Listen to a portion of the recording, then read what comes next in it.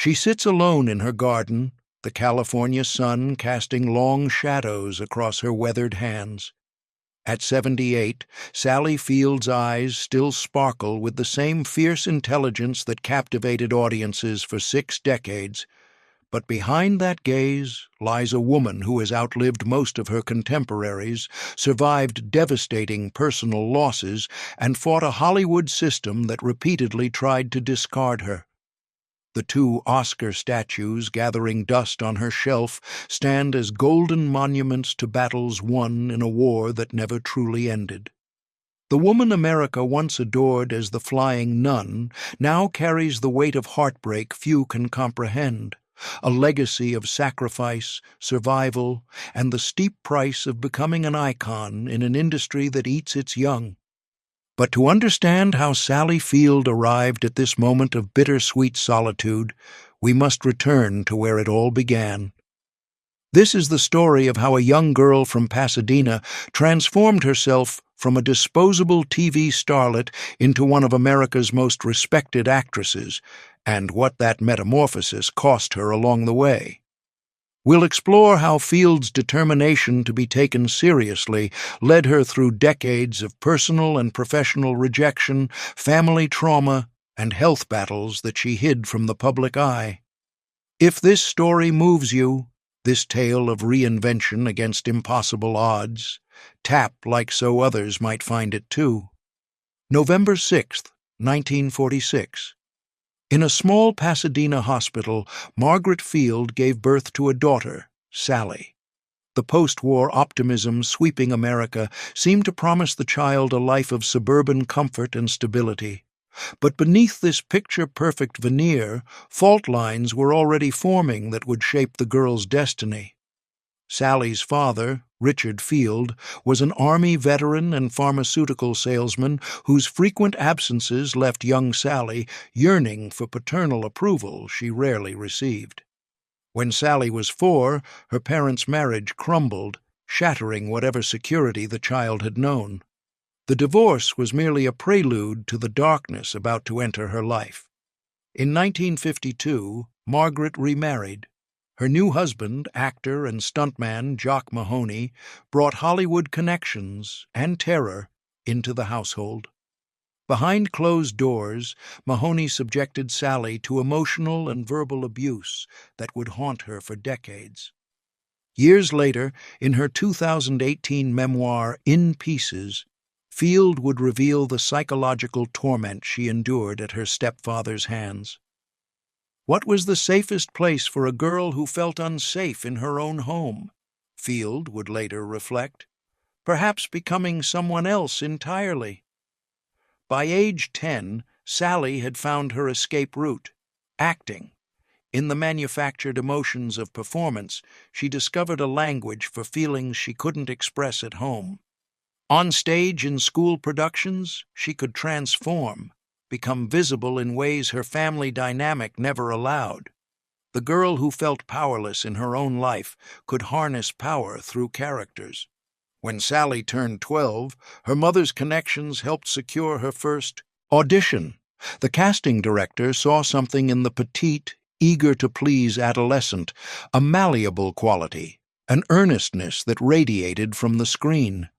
But what Hollywood initially valued in Sally wasn't her raw talent or emotional depth.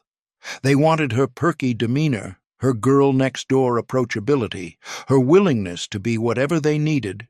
By 17, Sally had graduated from Birmingham High School in Van Nuys, where she'd been a cheerleader. The irony not lost on her that she'd been performing optimism while her home life deteriorated. College wasn't an option financially, but a different kind of education awaited. In 1964, producer Harry Ackerman was casting for a new sitcom about a teenage surfer girl. Sally Field, barely 18, with no formal acting training beyond high school drama classes, was thrust into the spotlight as Gidget. The series lasted only 1 season, but it branded something permanent into Sally's professional identity. She was cute, perky, harmless, a commodity Hollywood could package and sell to American families. ABC executives, seeing potential in their new discovery, moved quickly to cast Field in their next venture.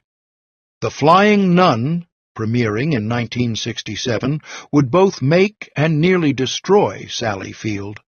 As Sister Bertrille, a novice nun whose small size and habit allowed her to be carried by the wind, Field became a household name and a punchline. "I was 20 years old.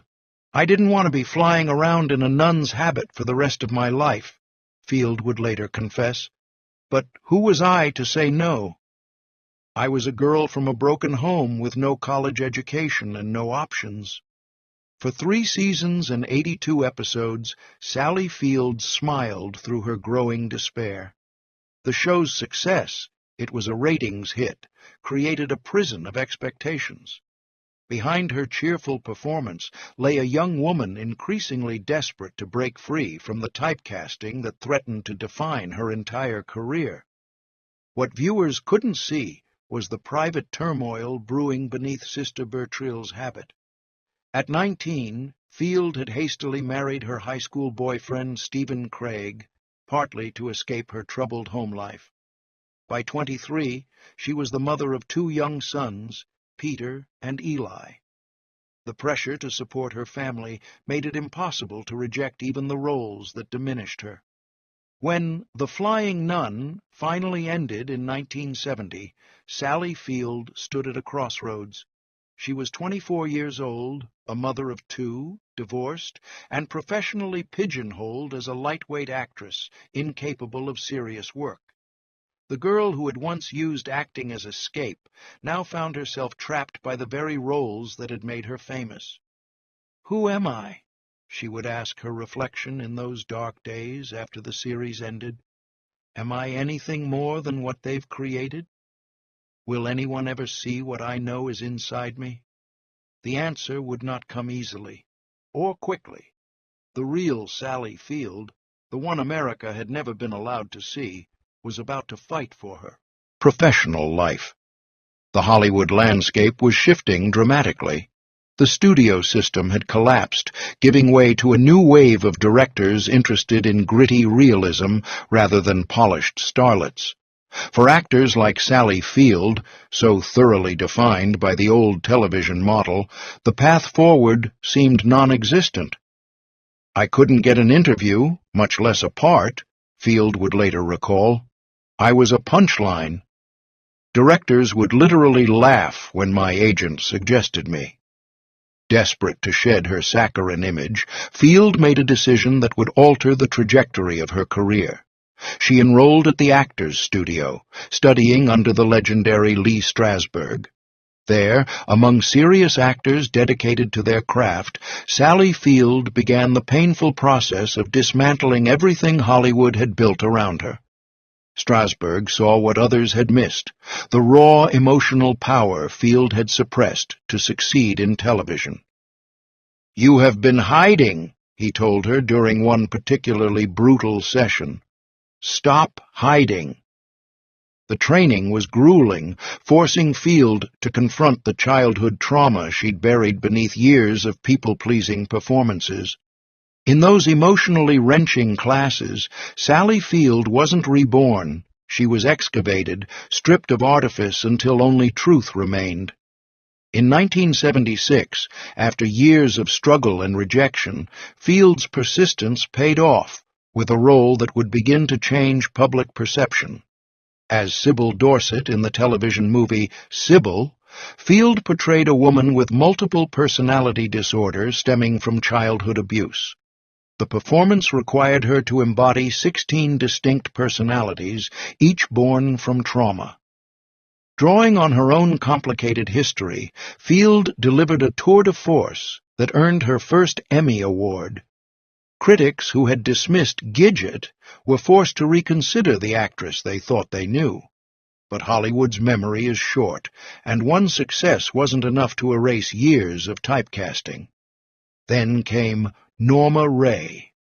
In 1979, director Martin Ritt cast Field against type as Norma Rae Webster, a textile worker fighting to unionize her factory in the American South.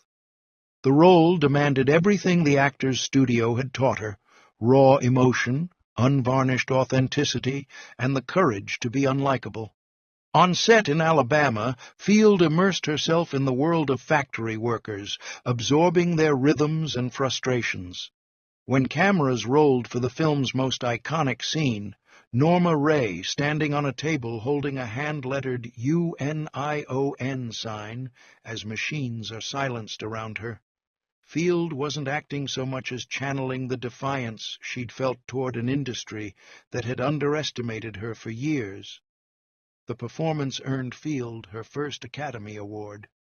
Standing at the podium on April 14, 1980, clutching her Oscar, she uttered words that revealed both triumph and lingering insecurity.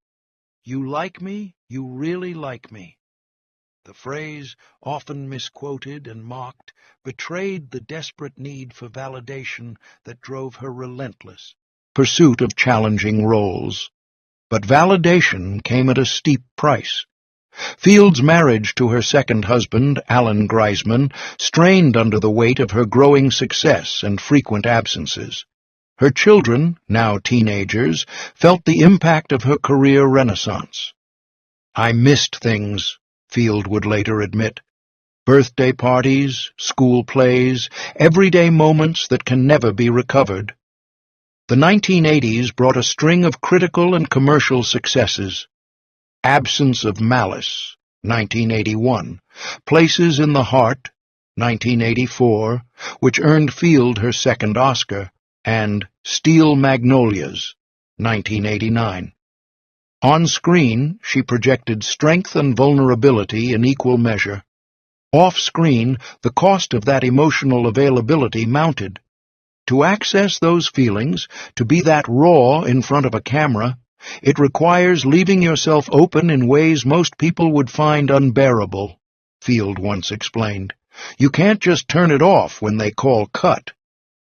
By 1989, Field had achieved what few thought possible: complete reinvention from sitcom starlet to two-time Academy Award winner.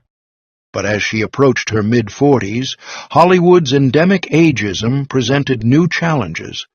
The leading roles that had defined her career began drying up, replaced by offers to play mothers, then grandmothers, then peripheral characters whose purpose was supporting younger stars.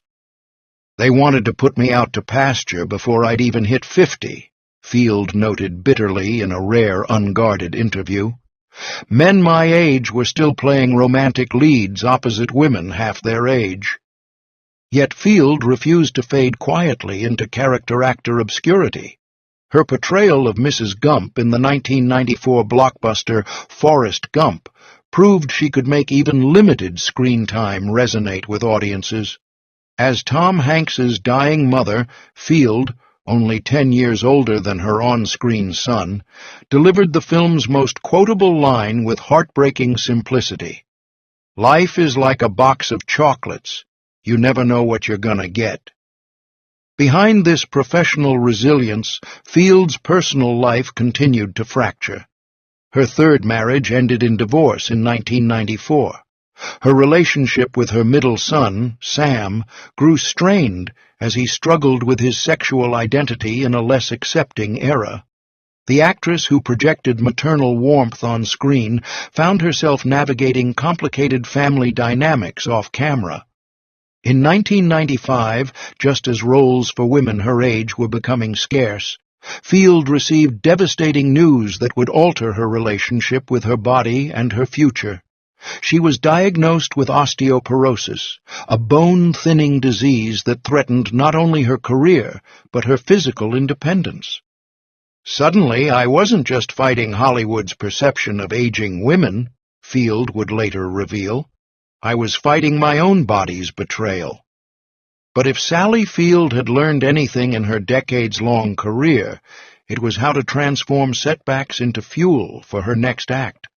The question was, at what continued cost to her personal happiness? February 2001. The call came in the middle of the night, the kind that changes everything. Peter Craig, Field's eldest son, was on the line with news no mother should ever have to hear. His brother, Field's middle child Sam, had been in a serious car accident. The details were sparse, the prognosis uncertain. Field rushed to the hospital, her mind racing through worst-case scenarios. Sam had already faced struggles that tested their relationship. His coming out as gay in the 1990s had coincided with a period of estrangement from his mother. The accident seemed a cruel twist in an already complicated story. For weeks, Field barely left Sam's hospital bedside, canceling projects and putting her career on indefinite hold. The woman who had played strong, resilient characters now lived that reality away from cameras, sleeping in uncomfortable hospital chairs, and fighting with insurance companies between her son's surgeries. "There are moments that cleave your life into before and after," Field would later write. "When Sam was injured, I realized how much time I'd wasted chasing approval from an industry that would never love me back the way my children needed me to love them." As Sam slowly recovered, Field confronted difficult truths about the bargains she'd made throughout her career. The roles that brought professional fulfillment had taken her away from her children during formative years. The constant emotional availability her craft demanded had sometimes left her emotionally depleted at home. This wasn't just a career crossroads, it was an existential reckoning. At 54, Sally Field was forced to question what success truly meant and whether the accolades had been worth the personal sacrifice. "I'd spent decades fighting to be seen," she confessed in a rare, vulnerable moment during a 2003 interview. "But had I truly seen those who mattered most?" As the new millennium progressed, Sally Field found herself navigating the cruelest paradox of Hollywood. She had never been more respected as an actress, yet never less visible on screen. The industry that had once cast her as the perky ingenue now seemed uncertain what to do with a woman in her late 50s, regardless of her talent. Between 2000 and 2006, substantial film roles virtually disappeared.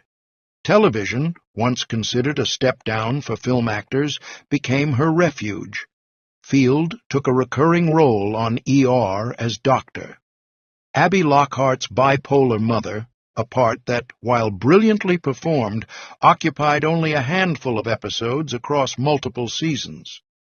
"There's a particular kind of erasure that happens to women past a certain age," Field observed during this period. "Not a dramatic firing or rejection, something more insidious. You simply stop being considered, stop being called, stop existing in the minds of those making decisions." The osteoporosis diagnosis continued to cast its shadow. Daily medication regimens and the constant fear of fractures became unwelcome companions. For an actress whose early career had been built partly on physical comedy and an energetic screen presence, the disease represented another barrier to the roles she might have played. Financial realities pressed in as well. While Field had earned substantial sums during her peak years, the irregular nature of acting work and the expenses of raising 3 children as a single mother had prevented the kind of wealth accumulation enjoyed by her male counterparts. Divorce settlements had further complicated her financial picture. "People assume all successful actors are wealthy beyond concern," Field noted ruefully in 2005. "They don't understand the gaps between projects, the percentages taken by agents and managers, the costs of maintaining the appearance expected of women in this business." The personal toll mounted. Friends from her early career drifted away or died. Hollywood's social structure, organized around current projects and power dynamics, left little place for actresses between roles. Isolation crept in, not the dramatic headline-generating kind, but the quiet loneliness of a person whose identity had been so thoroughly entwined with their profession. In 2005, Field's mother Margaret, her first champion and complicated role model, passed away after a battle with cancer. The loss stripped away Field's last connection to her earliest memories, good and bad. Without her mother's presence, Field found herself the sole keeper of family stories, some too painful to share, but too important to forget.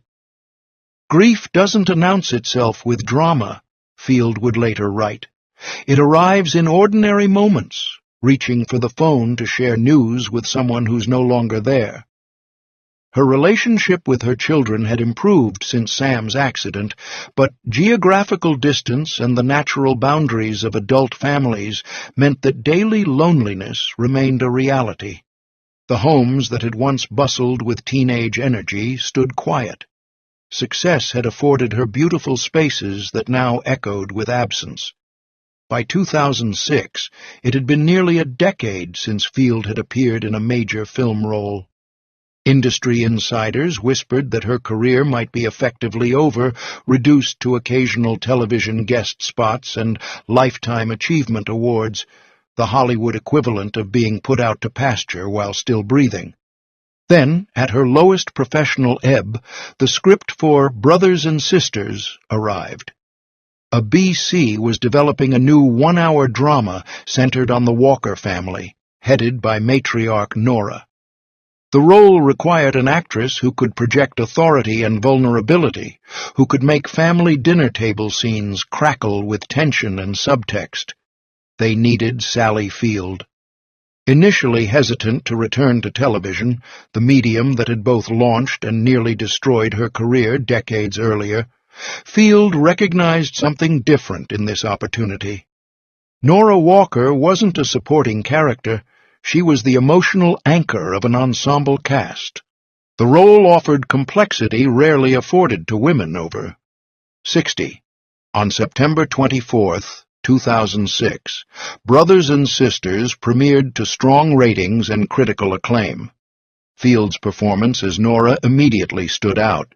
Here was a woman navigating widowhood, adult children's crises, political differences, and her own deferred dreams. The role couldn't have aligned more perfectly with Field's own life experience. In 2007, her portrayal earned her an Emmy Award, her third, coming nearly 30 years after her first. Standing at the podium, Field delivered an acceptance speech that was abruptly cut off when she made political statements against the war in Iraq. Once again, Sally Field found herself silenced at a moment of triumph. But this time, unlike the frightened young actress who had accepted being sidelined decades earlier, Field refused to be quieted. The controversy around her censored speech only amplified her message and reinforced her reputation as a woman unwilling to compromise her principles for approval. Brothers and Sisters ran for 5 seasons, providing Field with the most consistent work of her later career. But when the series ended in 2011, the same question loomed. What happens to a 65-year-old actress in an industry obsessed with youth? The answer would prove both encouraging and heartbreaking. 2012 brought an unexpected renaissance to Sally Field's career with Steven Spielberg's Lincoln. Cast as Mary Todd Lincoln opposite Daniel Day-Lewis, Field faced immediate criticism. At 66, she was nearly 20 years older than the historical First Lady had been during the depicted events. Spielberg initially hesitated to cast her because of the age discrepancy. Field's response revealed everything about her character. She fought for a screen test, transformed her body by gaining 25 pounds, and delivered a performance so compelling that Spielberg had no choice but to offer her the role. The preparation nearly broke her physically. The weight gain strained her joints, already compromised by osteoporosis. But Field approached Mary Todd with the same immersive dedication she'd brought to Norma Rae decades earlier. The result earned her an 8th Academy Award nomination, a testament to her refusal to fade away on industry terms rather than her own. Though she didn't win, the nomination reintroduced Field to a generation of filmmakers who had overlooked her. Small but significant roles followed. Aunt May in The Amazing Spider-Man franchise, appearances in independent films like Hello, My Name is Doris, 2015, which allowed her rare opportunity to carry a film as an older woman falling in love. Yet each new role came with the same unspoken understanding. These opportunities were exceptions to Hollywood's rule, not indications that the system had changed. "I'm still here," Field told an interviewer in 2016, "but that doesn't mean the battle is won. There are thousands of stories about women my age that never get told, thousands of actresses who disappeared not because their talent faded, but because the roles simply vanished." In 2018, at 71, Field published her memoir, In Pieces, a title that reflected her understanding of identity as something fractured and reassembled throughout life. The book revealed painful truths she had never publicly shared. The sexual abuse she suffered at the hands of her stepfather, the psychological toll of her early television success, the profound insecurities that had driven her relentless pursuit of challenging roles. The memoir's release coincided with the Knockin' Me Too movement, giving new context to Field's 6-decade journey through an industry built on the exploitation of women. Her experiences, once dismissed as the price of admission to Hollywood, were finally recognized as part of a systemic problem rather than isolated incidents. Today, at 78, Sally Field occupies a unique position in American culture. She remains one of only a handful of actresses to have won 2 Best Actress Oscars. Her body of work spans sitcoms, soap operas, blockbusters, and intimate character studies. Yet, unlike contemporaries like Jane Fonda and Lily Tomlin, who found new audiences through streaming platforms, Field has largely stepped back from regular on-screen work. The woman who once fought desperately for challenging roles now chooses carefully, preserving her energy for projects that truly speak to her. Health challenges, the osteoporosis diagnosis now accompanied by the normal limitations of aging, have naturally restricted the physically demanding roles she might have once pursued. Her family relationships have evolved toward healing. Sam, whose accident marked such a turning point, recovered and reconciled fully with his mother. Field became an outspoken advocate for LGBTQ rights, citing her son's experience as her education. Her youngest son, Sam, followed her into the entertainment industry as a writer-director, creating a new kind of professional bond. Yet there remains a fundamental loneliness to Field's position, the last one standing from her generation of actresses who fought to be taken seriously. Many who shared her struggle didn't live to see their contributions validated by history. Others simply gave up, accepting the limited options offered to aging women in Hollywood. "What does success mean when you've outlived so many of the people you hoped to impress?" Field mused in a 2022 interview. "I've outlasted critics who dismissed me, directors who refused to cast me, studio executives who tried to pigeonhole me. But that's not victory. It's survival." The tragedy of Sally Field isn't that she failed, it's that her extraordinary success came at such personal cost, and that even her triumphs couldn't change the system for those who followed. The girl who just wanted to be seen spent a lifetime being looked at without being truly seen. In those quiet California mornings, as Sally Field tends her garden away from cameras and red carpets, perhaps there's a different kind of victory, the peace of a woman who longer needs external validation to know her own worth. "I spent so many years asking, 'Do you like me?'" Field reflected recently. "I never thought to ask if I liked myself." In the end, perhaps the most heartbreaking aspect of Sally Field's story isn't found in her struggles, but in a simple question. What might she have become in an industry that valued women as more than their youth, beauty, or maternal warmth? What roles were never written, what stories never told, because Hollywood couldn't imagine women over 50 as complex, sexual, powerful protagonists in their own right. The two Oscar statues gathering dust on her shelf speak to what she accomplished despite the barriers. The silence between roles speaks to what we all lost because of them.